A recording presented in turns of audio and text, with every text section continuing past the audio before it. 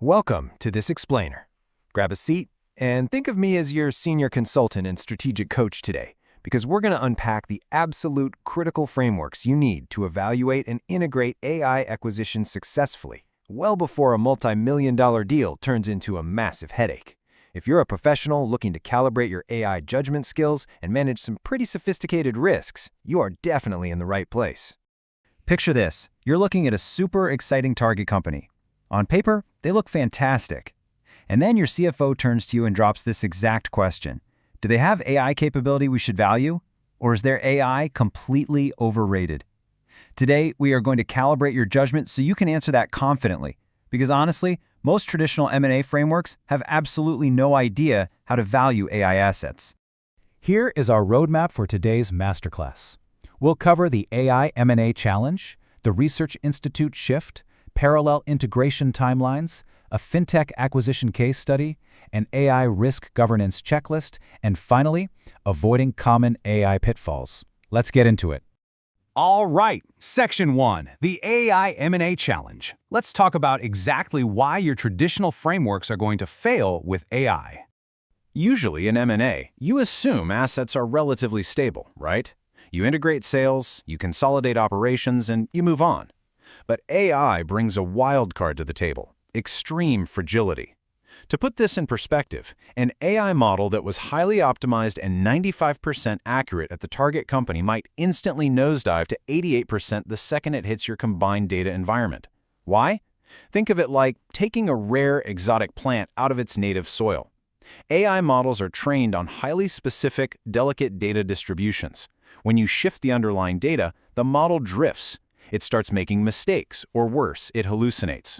We're talking confidently spitting out fabricated statistics or making up fake case citations that look completely real. You might end up needing to retrain, retune, or even completely rebuild it from scratch. Moving right along to Section 2, the Research Institute shift. This is a totally new paradigm for corporate strategy. To survive this fragility, we have to completely change how we look at what we're actually buying. Acquiring traditional SaaS software, that's kind of like buying a tractor. It's a consistent artifact. You get the keys, you plug it in, and it just runs. Buying AI is not that. It's much more like adopting a fragile ecosystem or acquiring a highly specialized research institute. You aren't just getting code, you're bringing in delicate methodologies, deep institutional knowledge, and brilliant, highly specialized talent. If you just grab the algorithms and let the data scientists walk out the door, congratulations, your acquisition is essentially worthless. You have to maintain that ecosystem, invest heavily in integration, and provide the mentorship needed to actually extract the value.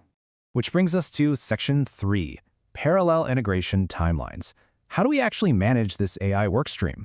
Because AI acts like a research institute and requires so much care, it absolutely demands its own integration track, running completely parallel to your normal business integration. Think about the pacing here. Standard business integration might take 18 to 24 months, but the AI track has its own distinct rhythm. Months 1 to 3, you are in deep diligence mode, hunting for technical debt, proprietary models, and verifying data rights. Months 3 to 6 are all about planning the architecture. Do we run parallel systems, or is this a complete rebuild?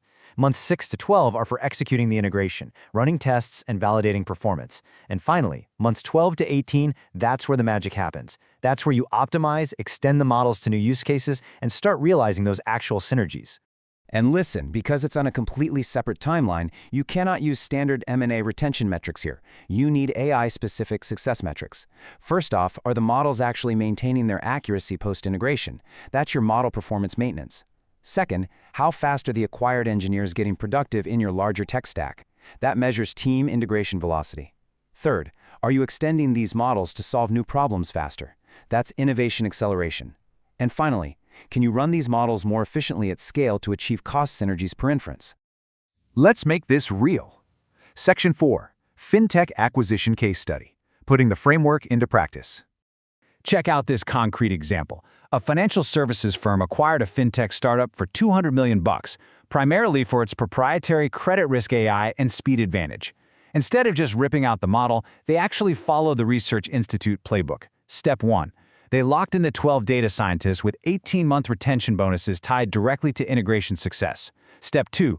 For 6 solid months, they ran the target's model and their own model in parallel to prove the acquired AI actually performed better on real loan applications. Step 3, they sent their own top data scientists to literally sit next to the startup's team for pure knowledge transfer.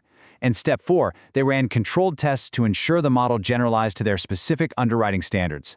The takeaway? They didn't just extract the code. They meticulously executed these steps to protect a very fragile asset. And the results speak for themselves. By year 2, the integration was totally complete. The data scientists had become senior leaders in the parent company, and they took that exact same credit risk AI and expanded it to predict account fraud.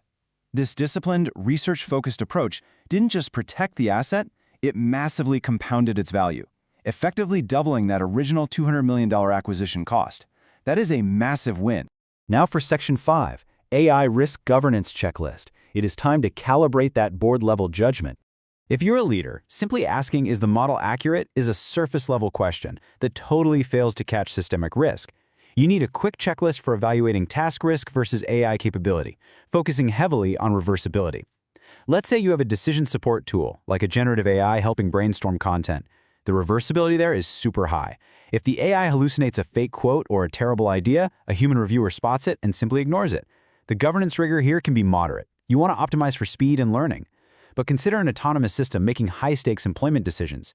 Reversibility is incredibly low. If the model fails or makes biased decisions, you are looking at instant regulatory exposure, massive litigation, and severe reputational damage. The governance rigor required there must be extreme, with mandatory, rock-solid human-in-the-loop controls. Which brings us to a vital concept: board-level AI literacy. Keep in mind, this is a governance competency, not a technical one. You do not need to sit there and learn how transformer architectures work under the hood. You need to manage risk-speed trade-offs. Think of it exactly like a pharma company. A pharma board knows that 90% of drug compounds fail, and they budget for it. In AI, you have to understand that exploration requires accepting high failure rates. Your job is to govern based on the phase of deployment and manage the risk of failure at the speed of business. All right, final stretch. Section 6, avoiding common AI pitfalls. Consider this your consultant's red team review. Here are the biggest M&A traps we see companies fall into all the time.